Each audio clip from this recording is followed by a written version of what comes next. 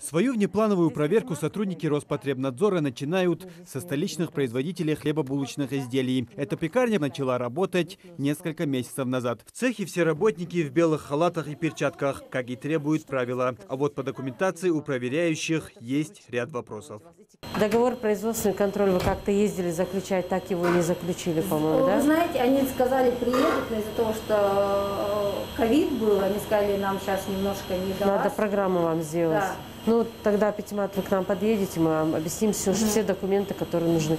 Недостатки проверяющие выявили и при упаковке товаров. Так, на этикетке производимого хлеба нет всей необходимой информации. Смотрите, вам здесь... У вас патент, по-моему, да? ИП, Да. Дахиль говорили. Да. Вот вы здесь должны указать свои данные. ИП, производитель. ИП, Дахиль говорил, там, да, пекарня, там, Вива Беккери, да? Просто сказали И адрес. И обязательно наименование вашего патента.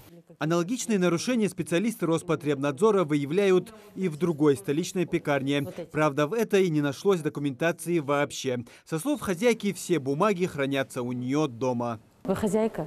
Да. Есть что-нибудь из документов? Документу на что? Налоговая, ИП? Да, ИП. Они у меня просто дома все хранят. Ну, есть, да? Да.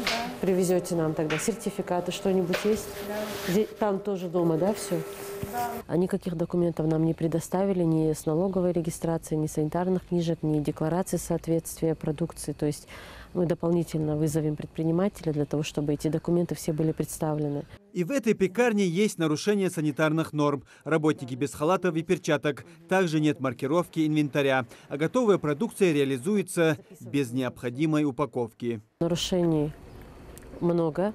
То есть мы видели, что не соблюдаются условия хранения муки. То есть также нет складского помещения. Все хранится практически, абсолютно все хранится в одном помещении. И уборочный инвентарь. Серьезное нарушение? Это серьезное нарушение. И уборочный инвентарь, и сырая продукция, и тут же готовится готовая продукция. То есть нет никакого разделения. По досредствам показали нам белизну, что якобы с ней дезинфицируют, но нужны конкретные дезинфицирующие средства, хлорсодержащие, для проведения уборок. Далее сотрудники Роспотребнадзора направились для проверки производителя хлебобулочных изделий Назрани. Здесь дела обстоят еще хуже. В этой столовой, совмещенной с пекарней, нарушение налицо. Заведующий утверждает, что они пекут хлеб в небольшом объеме, но это от ответственности не освобождает. Помещения нуждаются в косметическом ремонте, то есть необходимо провести ремонт в данном помещении. Также технологию приготовления хлеба необходимо соблюдать.